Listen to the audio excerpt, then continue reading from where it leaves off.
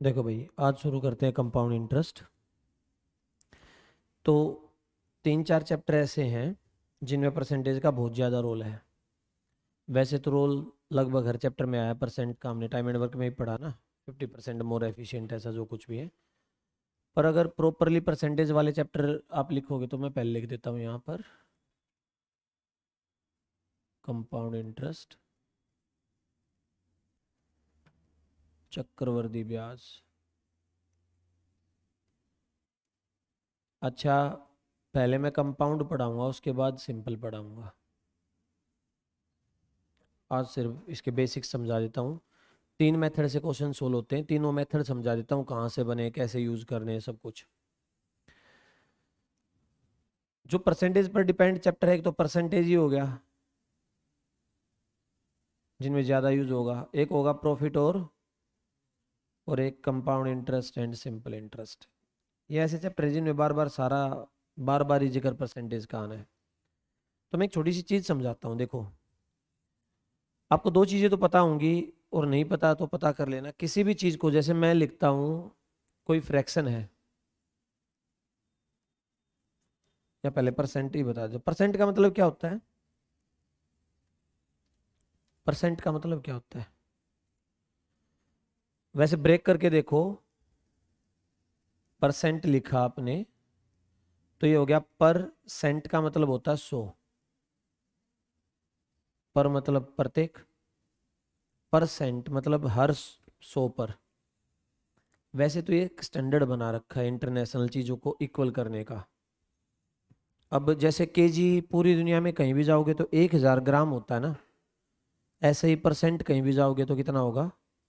100। और एक पौंड होती है वेट की यूनिट, 400 कुछ ग्राम होता है। कुछ लोग केजी को नहीं मानते, पौंड को मानते हैं। ठीक है ना? तो ये वैसे ही एक स्टैंडर्ड बना दिया कि कोई भी चीज़ 100 के रिस्पेक्ट में काउंट करोगे तो वो परसेंट बन जाएगी। ये बात क्लियर है? अब अगर आपको कोई भी फ्रैक्शन गिवन है, फ्रैक्शन 2%, यानी भिन्न गिवन है, या कोई वैसा नंबर गिवन है, तो उसके लिए आपको 100 से मल्टीप्लाई करना पड़ेगा। जानी देखो कैसे। मैं बोल रहा हूं कि मैंने लिखा 2/5 है, और इसको परसेंट में कन्वर्ट कर दो। किस में चेंज कर दो? तो किसी भी चीज को परसेंट में चेंज करना है तो उसको कितने से मल्टीप्लाई कर दो? 100 से। बात सही है? जब मैंने इसको 100 से मल्टीप्लाई करा तो ये वैल्यू आ गई 40% हो गया। सही है? और ये तो नॉर्मल सा लॉजिक है। अगर आप यहां से वहां जाने के लिए मल्टीप्लाई कर रहे हो तो वापस आने के लिए क्या करोगे? डिवाइड। तो कहीं पर भी परसेंट गिवन हो और परसेंट टू फ्रैक्शन जाना हो आपको, प्रतिशत से भिन्न में जाना हो या नॉर्मल नंबर में आना हो, कहने का मतलब सिर्फ परसेंट हटाना हो, तो आप 100 से क्या कर दोगे? डिवाइड। ये बात क्लियर है? ये दो चीज के लिए कोई डाउट है? देखना, धीरे धीरे बेसिक की बहुत अच्छी चीजें ले आएंगे। फिर से कह रहा हूँ, टाइम एंड वर्क की तरह है। मैं सारे फॉर्मूले यहीं से बनाऊंगा। अब सबसे जरूरी चीज जो सारे चैप्टर्स के लिए, वो ये समझ लेना। जैसे मैंने लिखा 20%, तो आपको पता है अगर परसेंट हटाना होगा तो आप क्या करोगे? 100 से डिवाइड। तो आपने इसको 100 से डिवाइड कर दिया। देखो, बिल्कुल बेसिक से पढ़ा रहा हूं। तो ये आया 1/5। यहाँ तो कोई डाउट है? तो ये आपने लिखा 20% इक्वल्स टू 1/5। 5 का 20% 1 होता है, और ये हर जगह यूज होना है, और यही ट्रिक का रीजन बनेगा। मैं कह रहा हूं 20% ऑफ 5 इज 5 का 20% 1 होता है। और ये हर किसी के लिए है। जब आप ऐसे लिखोगे ना 14 2/7, तो ये आएगा 1/7। तो 7 का इतना परसेंट क्या होगा, सही है। और फिर लेट करके चलना है, फिर से मैं ये कह रहा हूँ, फिर पूरे सीआई में हम जो मन करे वो मानो, फिर आंसर मैच होते रहेंगे। आप अगर ऐसे लिखते हो 37 1/2, ये आता है 3/8। 8 का इतना परसेंट क्या होगा, नीचे वाले नंबर का सामने वाला परसेंट ऊपर लिखा होता है। तो ये इसका बेनिफिट क्या हुआ मैं जब कभी भी ऐसा बोलूंगा कि 37 1/2% है, 37.5% है, तो मैं सीधा 8 को ही मानूंगा नंबर। किसको मानूंगा, आपको ये फ्रैक्शन याद होने चाहिए, या फिर निकाल लोगे, अभी समझाया है, पर याद कर लोगे तो ज़्यादा आसानी रहेगी। मैं भी लिखवा दूंगा। तो जैसे ही मैं 37/2 लिखूंगा, आप लिखोगे 3/8, और फिर कोई नंबर एज्यूम करोगे। मान लो आप ऐसे 12 नंबर एज्यूम कर लो, तो 12 का तो कैलकुलेशन करना पड़ेगा ना आपको। आपको पता नहीं कितना होता है, क्या एज्यूम करोगे, 8, और सीधा लिख दो 8 का इतना परसेंट कितना होता है। बात समझ में आई, कोई दिक्कत है? यही रीजन है इनको ऐसे यूज करने का, कि इस नंबर का इतना परसेंट इसके ऊपर गिवन है, तो हम हमेशा नीचे वाले को नंबर मानेंगे। अब जैसे मैं ऐसे लिखूं, मैं लिखूं कि भाई किसी संख्या का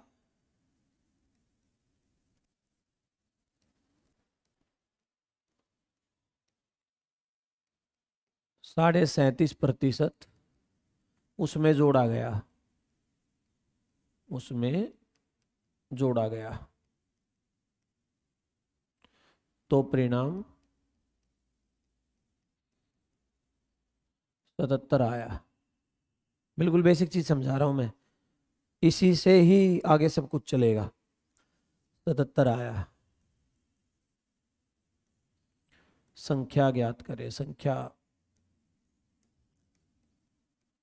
ज्ञात करें। ये क्वेश्चन कराने का नहीं है, पर जिनको बिल्कुल बेसिक्स नहीं पता था उनके लिए बता रहा हूँ। इंग्लिश में भी लिखूं, 37 1/2% of a number is added to itself, added to itself, then result becomes 77, find the number। देखो बहुत सारों को आता भी होगा, जिनको नहीं आता उनको बेसिक समझाने के लिए बता रहा हूँ। अब देखो, आपको अब अगले जो भी चैप्टर पढ़ोगे, CI SI percentage profit loss, आपको दिमाग में चीजें सेट हो जानी चाहिए। मैं अभी फ्रैक्शन भी लिखवा दूंगा कि 37 1/2% आया, देखते ही याद होना चाहिए 37 1/2% का मतलब होता है 3/8। अब मैंने कहा पूरा अर्थमेटिक अजम्पशंस पर है, जो मानो वही मान लो। इसने कहा कोई भी नंबर है, उस नंबर का 37 1/2% उसी में जोड़ दो, और रिजल्ट कितना लिया हो 70, तो नंबर बता दो क्या होगा। अब मैंने कहा आपका जो मन करे वो नंबर मानो, और उसका उसमें इतना 37 1/2 जोड़ दो, और रिजल्ट 77 जितना आपका आए 77 से कंपेयर कर लो। याद है टाइम एंड वर्क वाला, जितना गुना होगा नंबर भी हो जाएगा। पर अगर मैं जैसे पिछले क्वेश्चन में कह रहा था, मान लो आप यहाँ पर 18 लिख लो, तो 18 का 37 1/2% तो आपको कैलकुलेट करना पड़ेगा ना। आपको पता ही नहीं क्या होता है, ये बात सही है। और आपको ये बताइए 3/8 होता है, और 8 का इतना परसेंट क्या होता है, 8 का 37.5% 3 होता है। तो मैं नंबर को क्या जूम करूंगा, हमेशा नीचे वाले को नंबर जूम करेंगे। बोलो, मैं ये समझा रहा हूँ ये ऐसा क्यों होता है, इसके पीछे का लॉजिक क्या है, ये समझ में आ गया। अब सारी ट्रिक्स भी बनेंगी, CI की भी SI की भी, इसमें कोई डाउट है? 8 नंबर मान लिया मैंने, और 8 का 37.5% कितना हुआ, 3, जोड़ के रिजल्ट कितना आया, 11। बोलो, और लेके कितना आना है, कितना गुना है, तो नंबर जो लेट करा था वो भी क्या हो जाएगा, आंसर आ गया। तो कैलकुलेशन क्या होगी, कम होगी। तो परसेंट और फ्रैक्शन का मामला समझ में आया। किसी भी नंबर को अगर परसेंट में चेंज करना है तो 100 से कर दो मल्टीप्लाई, और किसी भी नंबर को अगर परसेंट हटाना है उसका तो 100 से कर दो डिवाइड। और जब ये 100 से इसको डिवाइड करा होगा तो ये आया होगा। हमेशा नीचे वाले नंबर का सामने वाला परसेंट उसके ऊपर गिवन होता है। यहां तक कोई दिक्कत है? चलो अब मैं ये फ्रैक्शंस लिखवा देता हूँ, प्रिंटेड भी मिल जाएंगे तुम्हें, पर लिखने से क्या होता है थोड़ी ही प्रैक्टिस हो जाती है।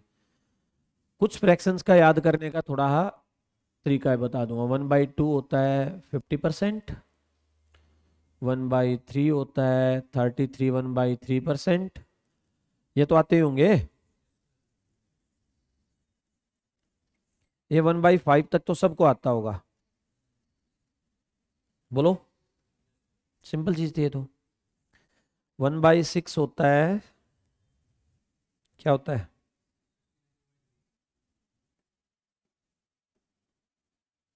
सही है। अच्छा कभी ऐसे इसको करके देखोगे तो कैसे करना, ये 48 और 2 50 हो गया ना। अब इसको सीधा लिख सकते हो 50/3, और परसेंट था तो परसेंट हटाने के लिए आपने नीचे क्या कर दिया 100 से, तो किसके बराबर आ गया 1/, वही करा हमने। प्री फ्रैक्शंस अगर आपको याद होगे तो पेपर में थोड़ी आसानी हो जाएगी डायरेक्ट।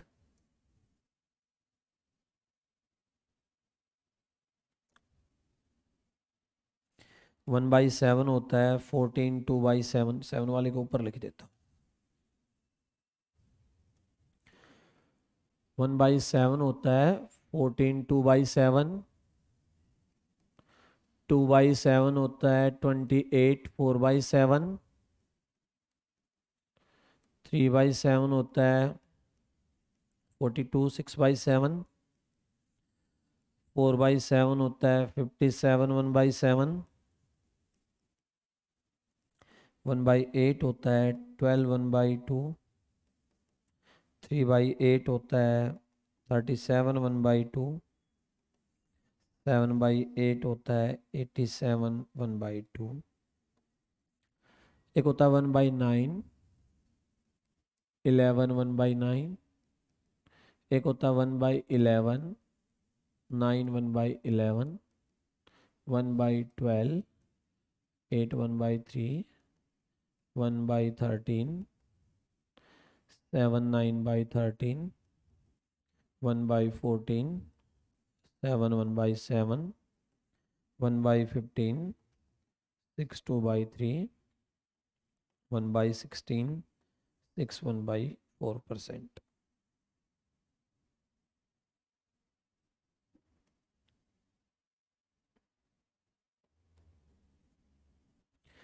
आगे आप सारे निकाल भी सकते हो, मोटे मोटे ये हैं।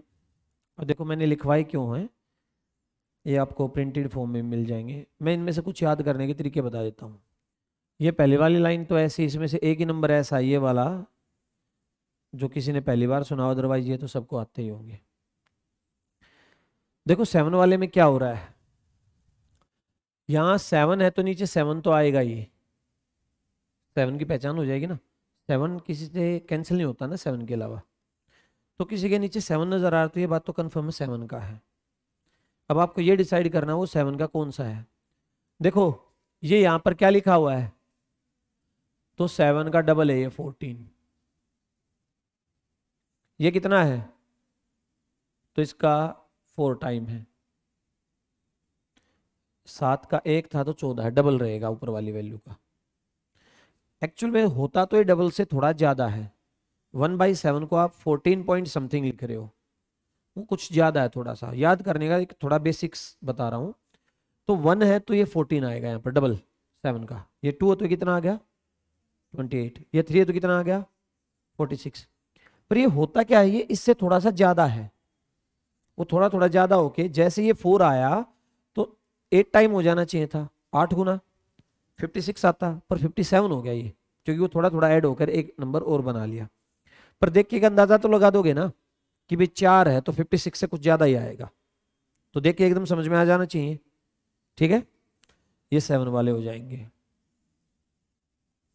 2 नंबर ये है, देखो 9 है तो 9 फिर किसी से डिवाइड नहीं होगा 3 के अलावा, तो नीचे भी क्या आ रहा है 9, इसके सामने क्या आ रहा है 11, और ये 11 है तो नीचे क्या आ रहा है, इसके सामने क्या आ रहा है। इनमें बच्चा कई बार पजल हो जाता है। ये फ्रैक्शन लिखा हुआ, इसको 1/11 लिख लेगा। ये ध्यान रखना 9 नीचे होगा तो 9 ही आएगा। इसके नीचे 9 है तो यहाँ भी क्या आया, और यहाँ 11 तो यहाँ भी क्या आया 11। ठीक है, ये थोड़ा सा 2-4 फ्रैक्शंस का याद करने का तरीका बता दिया आपको। बाकी इनको जितना लिखोगे, जितना याद करोगे, उतनी प्रैक्टिस हो जाएगी।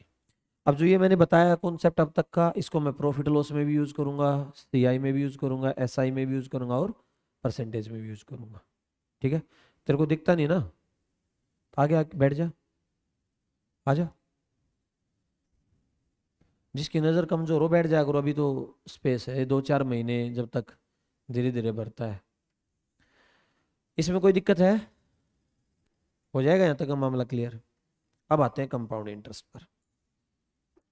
बताओ क्या होता है कंपाउंड इंटरेस्ट? चक्रवृद्धि ब्याज सुना होगा, और अपने यहाँ तो ब्याज बट्टा बहुत तगड़ी चीज है। आदमी कुछ करे ना करे, ब्याज बट्टे काम के लिए रेडी रहता है।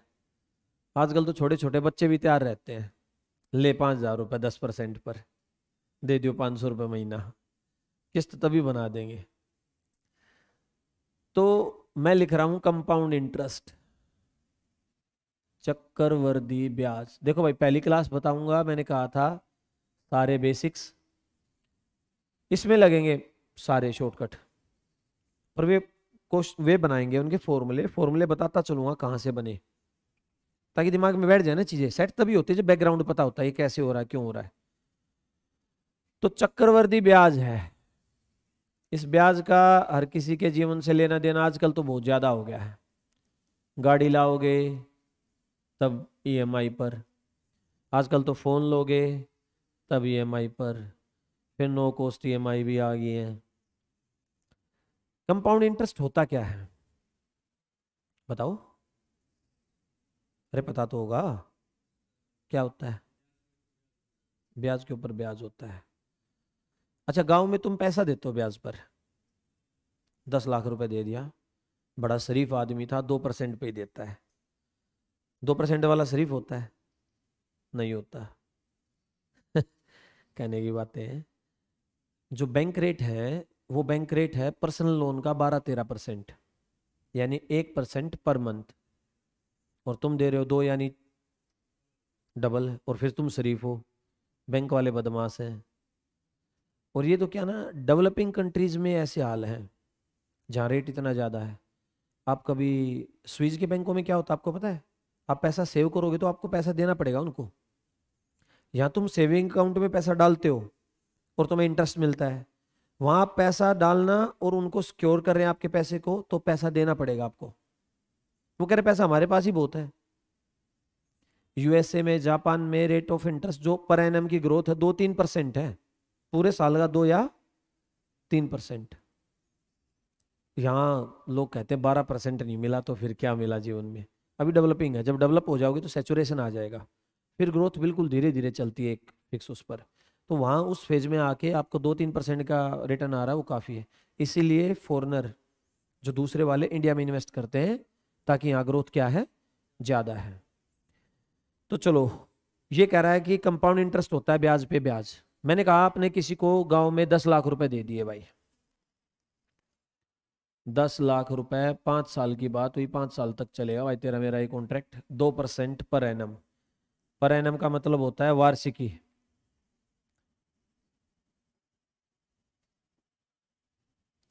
आप हर महीने के अंत में 20,000 रुपये अपने गिन लेते हो, होता है ऐसा? मैंने कहा देखो, मैं सारा अर्थमेटिक रियल लाइफ से रिलेट करके पढ़ाऊंगा, भूलोगे नहीं। तो जो 20,000 रुपये गिन लेते हो, कौन से ब्याज पर दिया तुमने? ये सिंपल पर, सही है? किसी को डाउट है इसमें? सारे गलत हो, कंपाउंड है ये।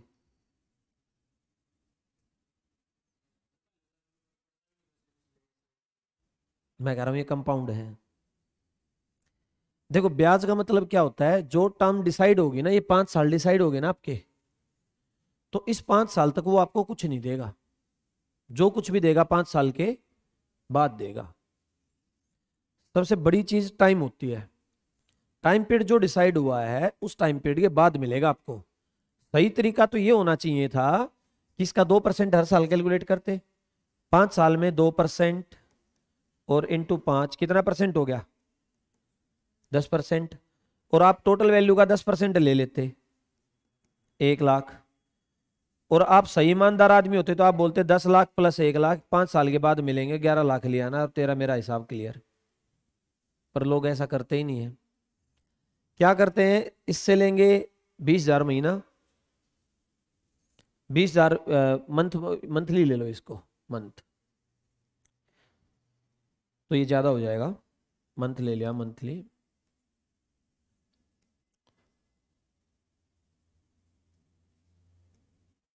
मासिक, ये ईयरली पर था जो हम सोल्व कर रहे हैं, ईयरली पर। ये मासिक हो गया, तो मासिक में क्या करोगे आप, साल का 24 हो जाएगा और पंजे 120%, ठीक है, तो 12 लाख बन गया, प्लस 10, 22 लाख आप इससे 5 साल के एंड में ले लेते अगर मंथली होता तो हिसाब। पर लोग क्या करते हैं, 10 लाख का 20,000 लिया ब्याज, और उस ब्याज को किसी कमेटी में लगा दिया।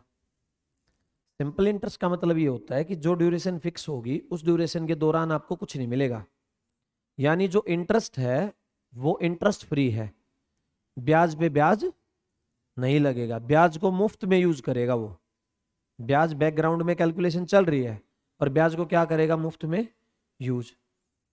और कंपाउंड क्या होता है कि आप पैसे से भी कमा रहे हो और ब्याज भी, ब्याज भी ब्याज। अब लोकल आदमी करता क्या है, इस 2% 20,000 को कहीं और इन्वेस्ट करता है, कमेटी डाल लेता है या किसी और को ब्याज पर दे देता है, तो दोनों से इंटरेस्ट लिया नहीं लिया, तो सिंपल हुआ या कंपाउंड हुआ, कंपाउंड। आज के बाद किसी ब्याज पे पैसे लो और वो कहे सिंपल है तो ड्यूरेशन होगी कि भी 2 साल का करार तो 2 साल के बाद ही दूंगा सारा, इंटरेस्ट बीच में नहीं लिया दिया जाएगा, और इंटरेस्ट पे इंटरेस्ट नहीं लगता है, इसलिए इंटरेस्ट फ्री में यूज करना होता है। बात समझ में आई? तो जो तुम लोग देते हो वो कौन सा देते हो, कंपाउंड, ईमानदारी से बताना अब सबको।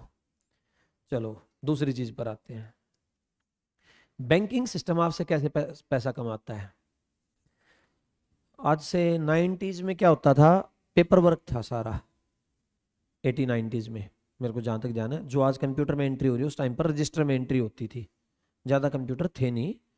और वो जब आपको इंटरेस्ट देते थे तो इंटरेस्ट देते थे आपको ईयर के एंड में, कि पूरे साल का इकट्ठा कैलकुलेशन चलेगी, बैठ उठ के तब इंटरेस्ट देंगे। थोड़ी सी टेक्नोलॉजी बढ़ी, अब कंप्यूटर पे एंट्री होगी तो अब इंटरेस्ट मिलता है हर 3 महीने के, आपके अकाउंट में क्रेडिट होता है ना, अब ये अकाउंट ही नहीं है, क्रेडिट कहाँ से होगा, आएगा वो दौर भी आएगा। तो बैंक जो आपसे बोलता है, बैंक बोलता है जैसे भाई किसी ने सेविंग अकाउंट में पैसा डाला तो बोला 5% पर एनम, पूरे साल का 5 या 6 ले लेते हैं कैलकुलेशन। बैंक कह रहा भाई अगर आप सेविंग अकाउंट में पैसा रखोगे तो 6% क्या लोगे, पर एनम, और पूरे साल का है तो साल में कितने महीने, तो 0.5% पर मंथ, वार्षिकी और मासिक। और वो क्या करता है, जैसे एक फिक्स पैसा पड़ा हुआ है उसको 3 महीने का इंटरेस्ट आपका जोड़ेगा और उससे आपके अकाउंट में डाल देगा 1.5%। पर दोबारा से बैंक के पास जाना और होम लोन ले लेना या कोई पर्सनल लोन ले लेना, और बैंक कहेगा भाई 12% पर एनम कैलकुलेशन के लिए, यानी मंथली कितना हो गया बताओ। अरे मैं वो चीजें सिखा रहा हूं जो तुम्हें बहुत काम आने वाली है। मैं बैंक में कभी भी जाता हूं तो मैं कैलकुलेशन बहुत करता हूं, क्योंकि वो दिमाग से हटती ही नहीं चीजें, वो मेरे को कुछ बताएगा और मैं कुछ निकालूंगा। आजकल तो ये नो कॉस्ट ईएमआई आ गई। मैं एक बार 2013-14 में भी फ़ोन मिलते थे ऐसे, किसी के बाहर लिखा हुआ था ईएमआई पर फ़ोन ले, तो मैंने फ़ोन कर लिया ऐसे ही, मैं क्या रेट चार्ज करते हो, तो बोले 9% का। दो चीज़ें होती हैं रेट में, अच्छा इस पर आ रहे हैं फिर वो बताता हूँ। तो ये 1% पर एनम मंथ आ गया, आपने लोन ले लिया, आपकी हर महीने की किस्त जाएगी, हर महीने की किस्त में ब्याज ऐड होके आएगा। डिफरेंस समझ में आया? आपके खाते में ब्याज देता कितने महीने में, और जब आप लोन लेते हो आपसे ब्याज कब लेता है, हर महीने की किस्त में। बैंक यही तो खाता कमाता है। दो डिफरेंस तो है ही। आपका सेविंग का पैसा कितने परसेंट पर लिया, दूसरे को कितने पर दे दिया, ये तो खाया ही। आपको अकाउंट में जो पैसा देगा 3 महीने के बाद, सामने से जब ब्याज लेगा तो हर महीने के एंड में। वैसे गलत है ये चीज, इन फ्यूचर मेरे ख्याल से हो सकती है ठीक, पर अभी के लिए गलत है। बैलेंसिंग सेम होना चाहिए ना भाई, दोनों तरफ के लिए।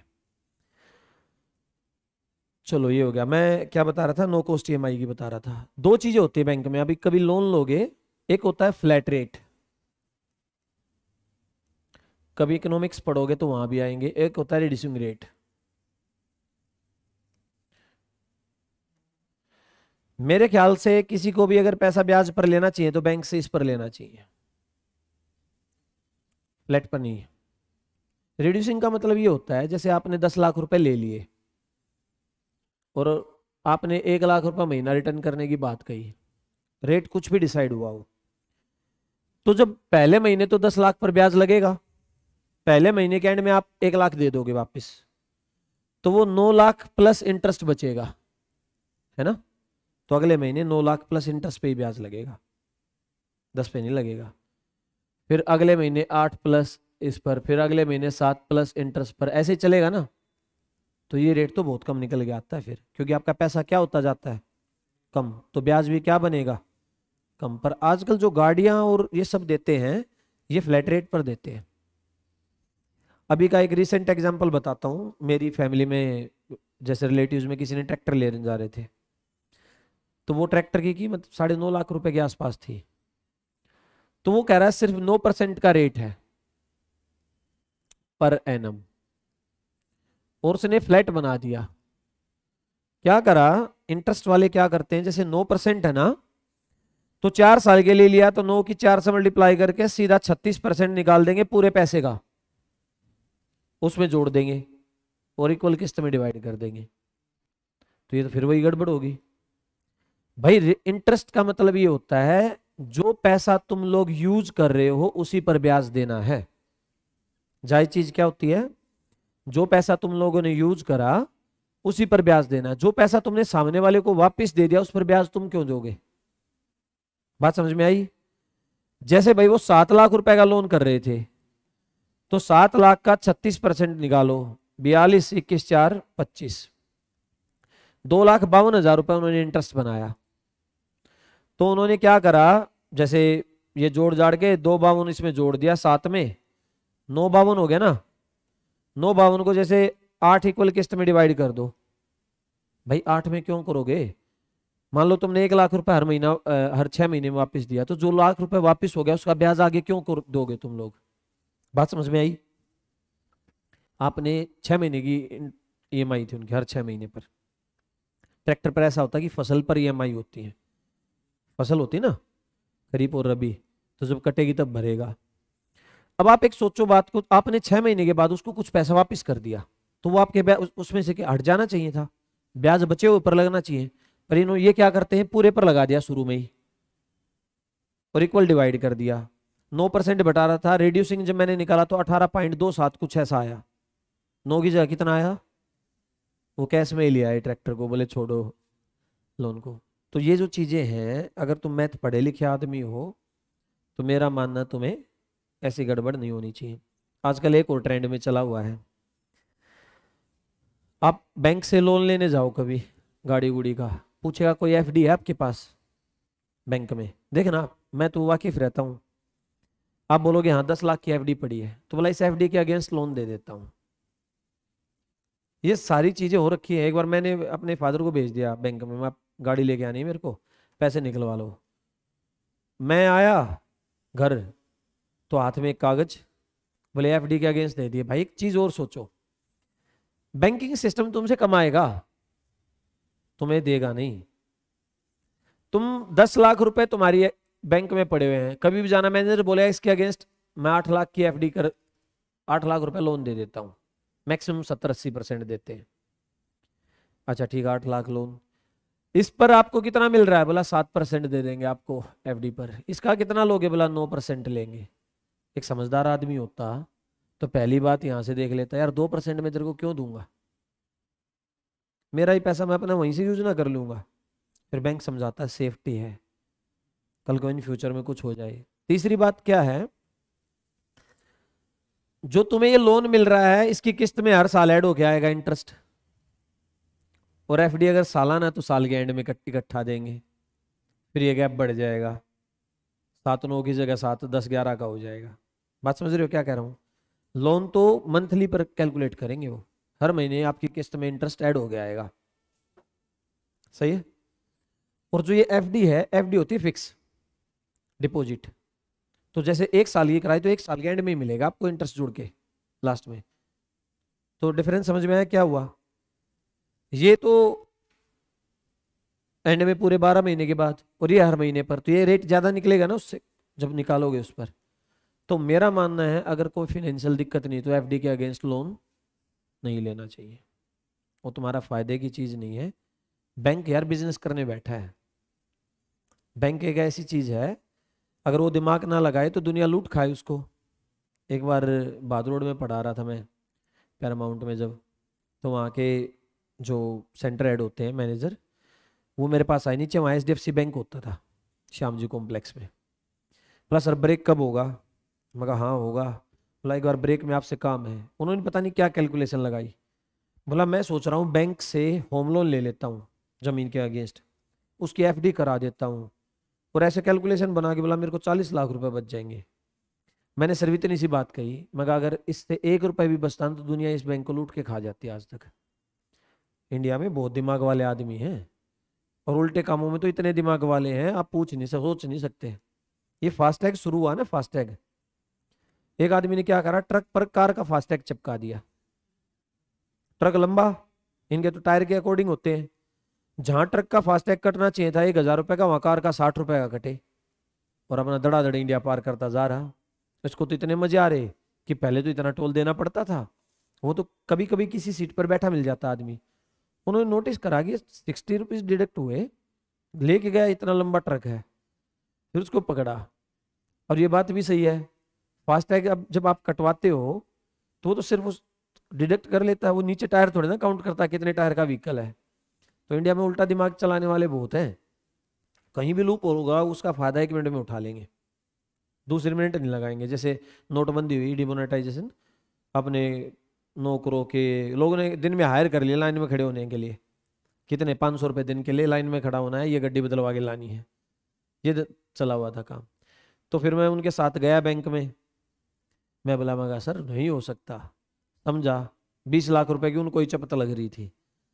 मैं क्या सोच के बैठे हो यार, बैंक है वो, उसके पास बड़े बड़े सीए हैं, सब कुछ है, तभी वो बैंक तो डूबता है लोन जब रिकवर नहीं होता, मतलब लोन दिया और वो लोन डूब गया, बैंक कभी ट्रांजेक्शन या बिजनेस से नहीं डूबेगा।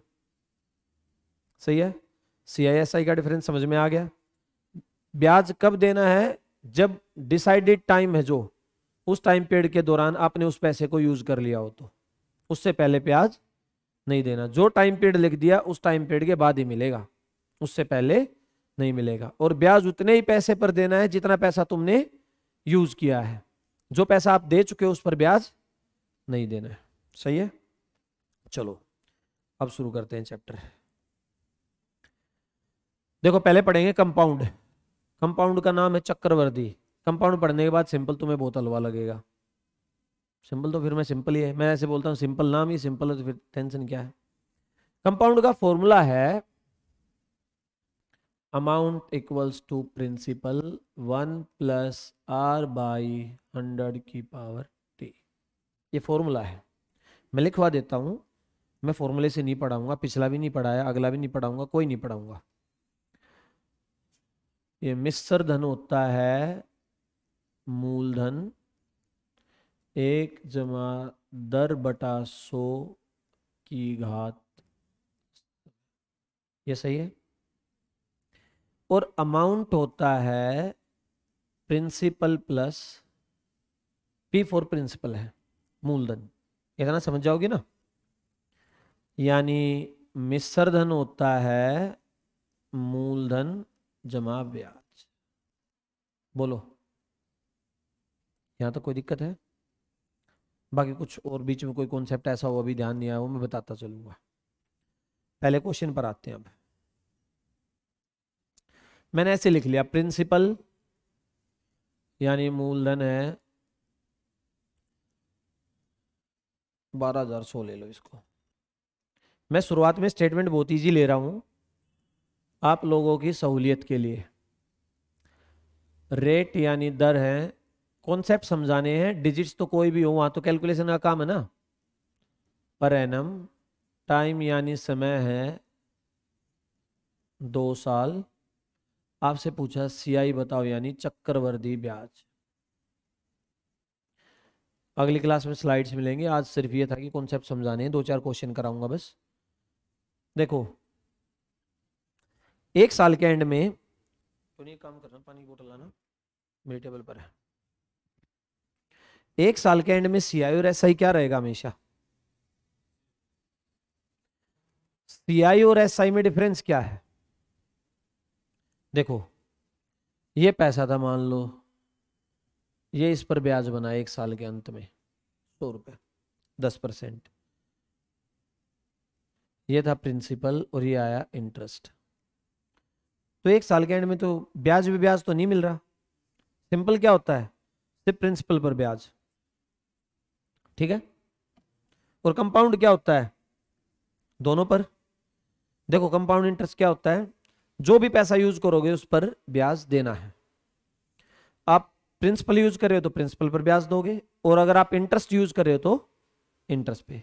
सिंपल में क्या होता है कि प्रिंसिपल यूज कर रहे हो हर साल उसी पर ब्याज लगेगा, इंटरेस्ट पर ब्याज नहीं लगेगा। तो पहले साल तक तो आपने 1,000 को यूज करा तो उस पर 100 रुपये ब्याज लगा, तो ये तो सिंपल ही हो गया, क्योंकि इंटरेस्ट को तो यूज करा ही नहीं है एक साल के एंड में। अगर मैं बोलता 2 साल होता, कितने साल, यानी पैसा सारा 2 साल के एंड में लौटाना है, अभी कुछ नहीं लौटाना है, और ब्याज लगाओ कंपाउंड, तो भाई एक साल के एंड में आप ये दोनों वापस करते, पर पहले साल के एंड से लेकर दूसरे साल के एंड तक, ये एक टाइप आएगी वहां समझाऊंगा मैं तुम्हें, तो आप इन दोनों को फिर से यूज करोगे, तभी तो ब्याज भी ब्याज लगाना दूसरे साल में, तो क्या बनता है ये कंपाउंड। तो एक साल का सीआई और एसआई क्या होता है, हमेशा बराबर होता है। हम शुरुआत कहां से करेंगे, 2 साल से।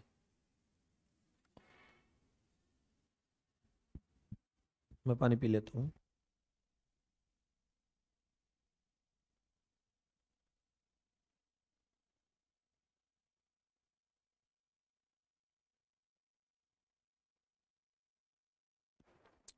देखो भाई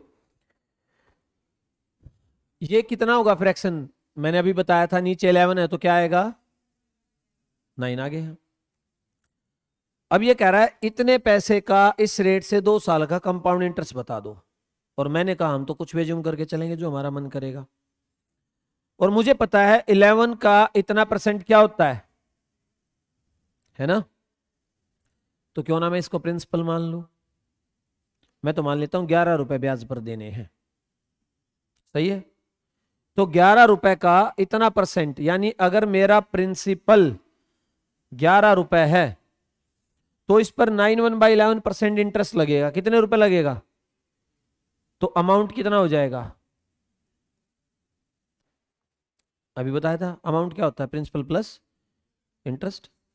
भाई मिश्रधन क्या होता है, मूलधन जमा ब्याज, समझ में आया। तो नीचे को प्रिंसिपल माना तो ऊपर वाला ऑटोमेटिकली क्या बन जाता है, इंटरेस्ट। अरे नोट डाउन मत करो भाई, नहीं ये सारा लिखा हुआ मिलेगा, समझ लो। एक बात दिमाग में घुस गई बात तो बेड़ा पार है, वरना पार है। पार तो कैसे न कैसे होना है, इसको एक बार समझ लोगे। अगली क्लास में तुम्हें पता नहीं है, मैं अगली क्लास में 2-2.5 घंटे क्लास लूंगा तो मैक्सिमम समेट दूंगा, 20-30 टाइप करा जाऊंगा कि कॉन्सेप्ट सारे समझा दिए हैं, इन्हीं से निकालता रहूंगा, बार बार रेफरेंस दूंगा। कल बताया था ना, देखो कल बताया था ना, देखो तुम सोचो ये कल क्या क्या बता दिया पता नहीं, वो सारा रिकॉर्डेड रहेगा।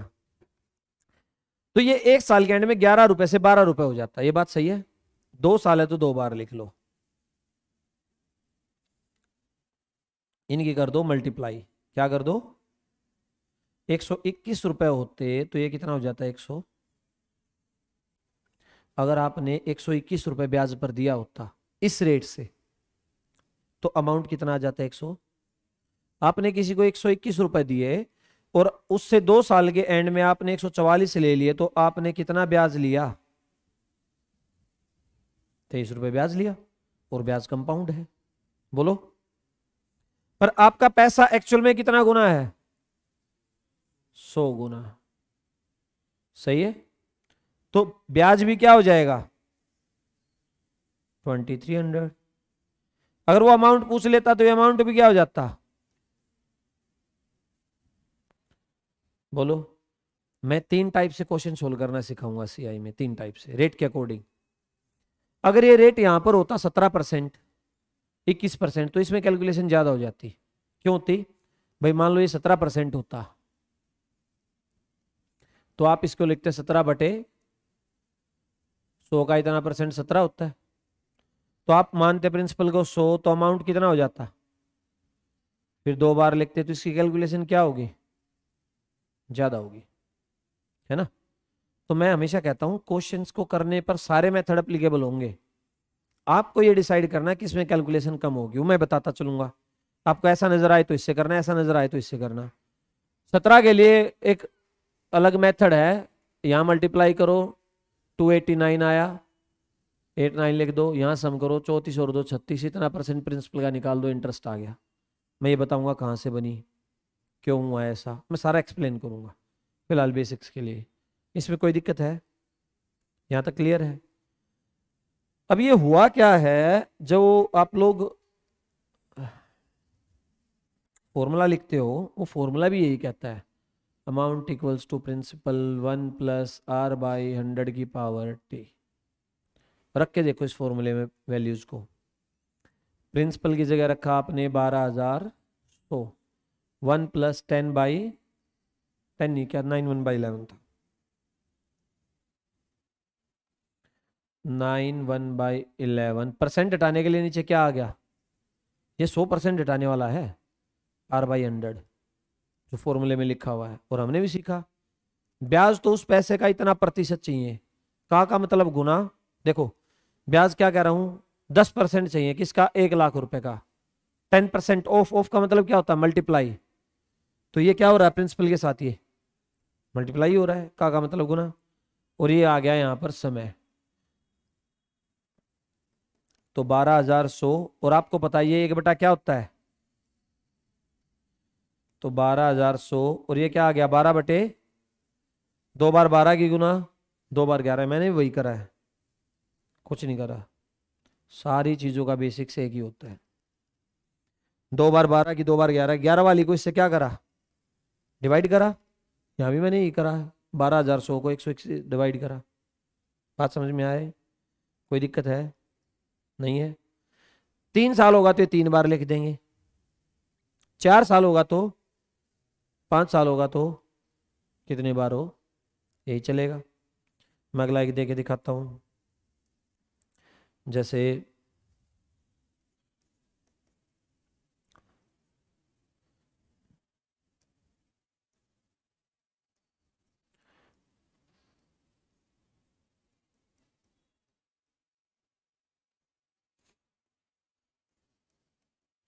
10,240 रुपये ले लो, और रेट को ले लो 37 1/2%, और टाइम ले लो 3 साल, और आपसे अमाउंट ही पूछ ले या सीआई पूछ ले, सारी चीजें आ सकती है ना यहाँ से। जब रेट फ्रैक्शन वाले होंगे ना ऐसे, तो ये मेथड यूज करेंगे हम। जब रेट फ्लैट आ जाएंगे 11 13 9 7, तो उसके लिए दूसरा मेथड यूज करेंगे। तो आप क्या करोगे इसको, 8 और ये प्रिंसिपल होगा, तो ये क्या हो जाएगा? 2 साल में स्क्वायर, और 3 साल में क्या हो जाएगा? 512 से 1331, ऐसे ही तो करोगे। अब ये 512 का 20 टाइम है, तो ये भी क्या हो जाएगा? ठीक है, ये आंसर आ गया। कोई डाउट है? क्लियर है? अब पेपर में क्या होता है आजकल, इतना ही होगा, ये डिजिट कैलकुलेटिव दे देता है। ये इसका 20 टाइम ना होकर वैल्यू 17.5 टाइम, 12 टाइम, 11 टाइम, 9 गुना, 5/2 टाइम ऐसे आ जाएगा, यानी एग्जैक्ट वैल्यू ना आके पॉइंट में आ जाएगी। तो पॉइंट की कैलकुलेशन करना तो आपका धर्म है, क्योंकि शुरुआत जब करी, जब कहा था मैंने जमा घटा गुना भाग आपका काम, बाकी मेरा। मैंने ये भी सिखाया था 30 तक के टेबल याद कर लो, 30 तक के स्क्वेयर्स याद कर लो, और मिनिमम 15 तक के क्यूब याद कर लो। जो पेपर में कैलकुलेशन आती ना भाई, आप प्रीवियस ईयर उठाना, वो जो ट्रिक होती ना 6 9 9 गुना, ये वो नहीं आती, वो तो बहुत रेयरली है। अभी इसका 4.5 गुना होगा तो कैसे होगा, वो तो फिर करनी पड़ेगी तुम्हें कैलकुलेशन, और वो पेन घिसने से आएगी। यहाँ तक ठीक है? कोई डाउट है? तो 1 साल 2 साल 3 साल। इस क्वेश्चन में एक चीज और हो सकती थी, देखो मैं लिखता भाई अमाउंट है 26,620, रेट है 37.1/2%, टाइम है 3 इयर्स, और मैं कहता प्रिंसिपल बता दो। आ सकता था, हो सकता था ना ऐसा? आप कुछ भी लिख दो, फिर आप तो यही करोगे भाई, मैं तो इसको 3/8 लिखूंगा, प्रिंसिपल 8 होगा तो अमाउंट कितना हो जाएगा, 3 साल है तो ये इसकी वैल्यू कितनी हो जाएगी, 3। ये 512 से 1300, ये वैल्यू इसका 20 टाइम।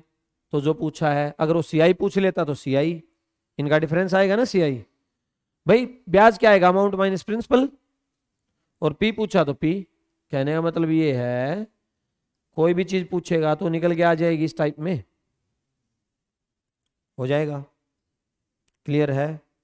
कभी आज तक ऐसा हुआ नहीं कि 12 साल का सीआई बता दो, 12 पावर में ऐसे हो जाएगी, और पावर सही है, सबको ही करना पड़ेगा।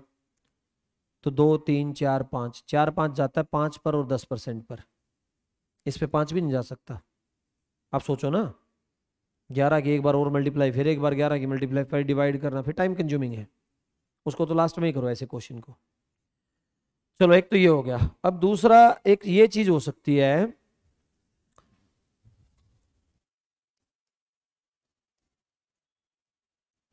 ये मूलधन दर समय ये लिख रहा हूं मैं,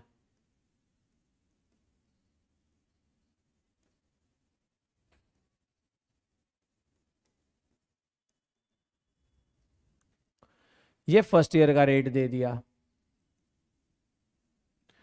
और फिर ऐसा और बोल दे कि सेकंड ईयर का रेट भी अलग ही है। अरे ये 1/8 क्यों लिख दिया? वो फ्रैक्शन लिख के नहीं देगा पेपर में कि 12.5% 1/8 होता है, इसको सोल्व करके बता दो, वो तुम्हें याद रखना पड़ेगा, और नहीं याद रखोगे तो उसको सिंप्लीफाई करना। ये सेकंड ईयर का दे दिया।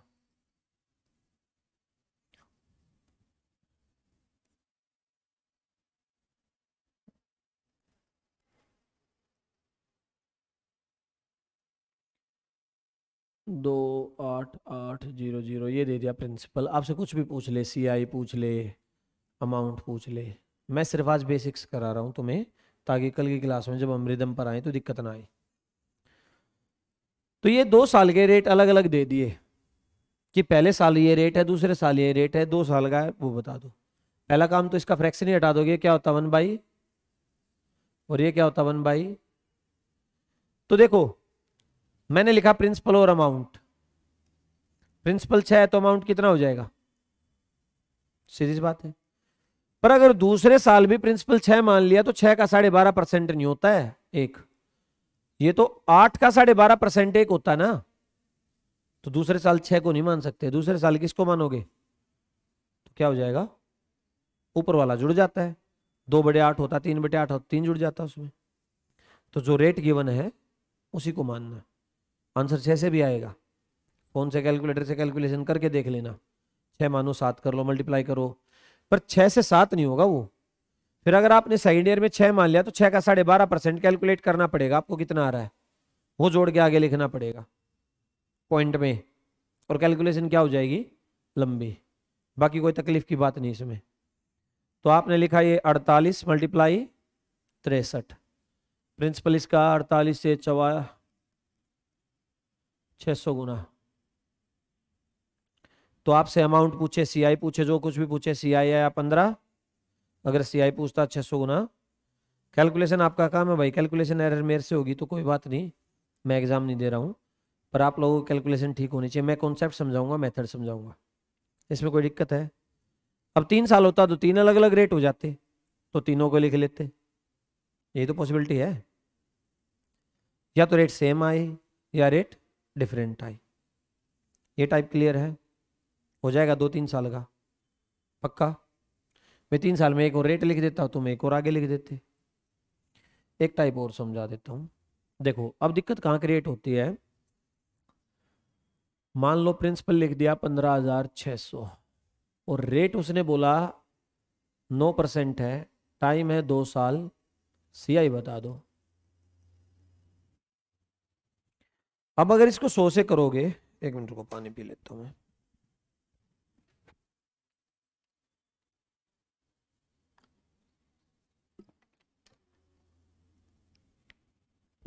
कितनी देर की क्लास होगी?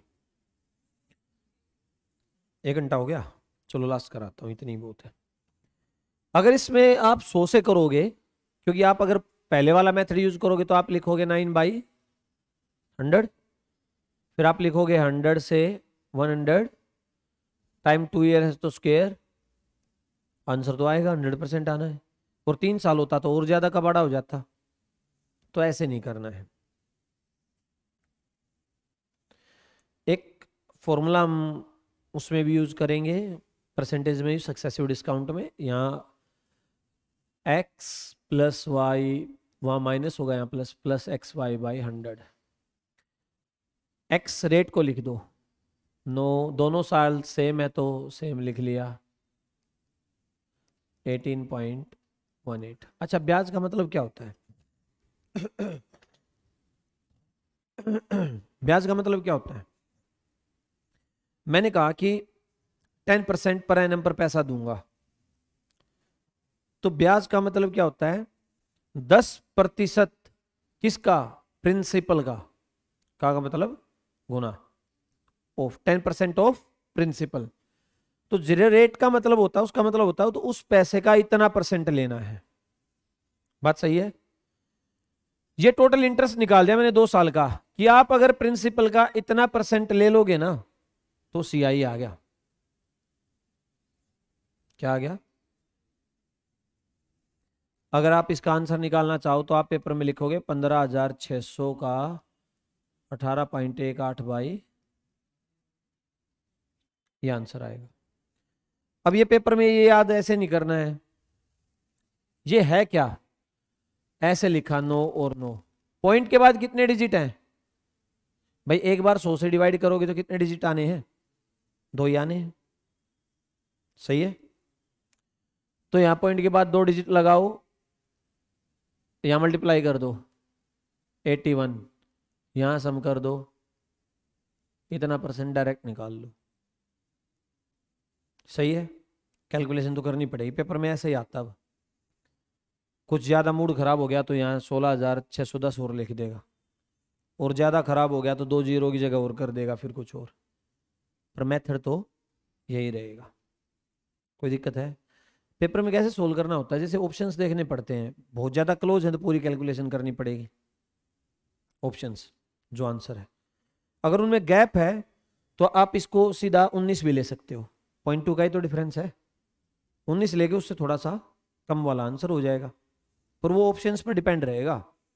सीधा 19 मत टेक देना हर जगह, कहीं गए और 19 रखा और लगाया, अगर आगे देखा 2.5 माइनस। भाई वो ऑप्शंस में गैप अगर काफ़ी है तो फिर 0.2 से आगे जाने से कोई दिक्कत नहीं होगी, वापस थोड़ा सा घटा लेना उसमें से। 19 की मल्टीप्लाई आसान हो जाएगी ना, 19 का टेबल आता है आपको। अब वो कहोगे 19 का भी नहीं आता मैं तो, हाँ मुझे पता है, तो इसीलिए बोल रहा हूँ कि जो टेबल याद करने से कैलकुलेशन बढ़ेगी ना, वो अच्छी वाली बढ़ेगी।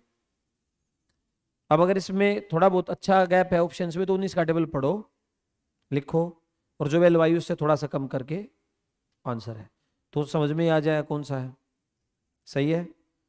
ये 2 साल के लिए ऐसे करोगे, कोई दिक्कत है? नहीं है? आगे 3 वाला कल बताऊंगा। ये मेथड सिर्फ 2 साल के लिए है, एक्स वाई वाला। अगर ये रेट अलग अलग आ जाए तो, मान लो मैं लिख दिया प्रिंसिपल है 17,200, रेट है पहले साल का 7%, दूसरे साल का 9% और टाइम है 2 साल, CI पूछ ले या अमाउंट पूछ ले। अच्छा एक बात बताओ, अमाउंट क्या होता है? प्रिंसिपल प्लस, या तो CI निकालो और उसमें प्रिंसिपल जोड़ दो। कोई भी चीज अपने आप में कब कंप्लीट होती है? जब वो 100% होती है। यानी अगर मैं इसको, ये 18.81 था, इसमें 100% और जोड़ देता तो ये अमाउंट हो जाता। यानी आप सीधा 118.81 निकालोगे उस पी का तो अमाउंट आ जाएगा। भाई इंटरेस्ट में प्रिंसिपल और जोड़ना है, और प्रिंसिपल अपने आप में 100% है, कोई चीज कंप्लीट। तो कभी भी अमाउंट निकालना हो तो जो इंटरेस्ट का परसेंट उसमें 100 और जोड़ दो, 118 पॉइंट पी का ले लोगे तो क्या आ जाएगा? अमाउंट आ जाएगा। या फिर आप क्या करो, CI निकाल के प्रिंसिपल उसमें ऐड करो। जैसे ये क्वेश्चन है 2 साल का दे दिया, तो आप कुछ नहीं करोगे, 7 और 9 दोनों की मल्टीप्लाई 63 और दोनों का सम, इतना परसेंट आएगा CI किसका, इतना परसेंट किसका?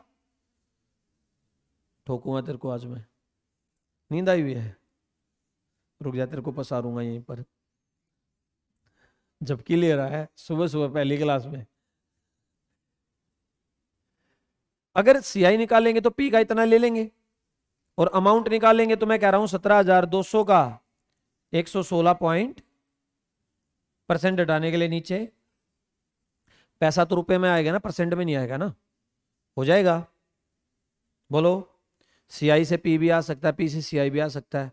अब अगली क्लास में मैं फिर रेल बनाता हूं तुम्हारी, question type question type question type. सही है, हो जाएगा। बेसिक्स था ये बिल्कुल। और जब तुम्हें CI आ जाएगा तो SI बिल्कुल बेसिक लगेगा। SI में कुछ है ही नहीं, नाम ही सिंपल रखा उसने, सोच समझ के रखा है। चलो तो आज के लिए इतना ही, थैंक यू।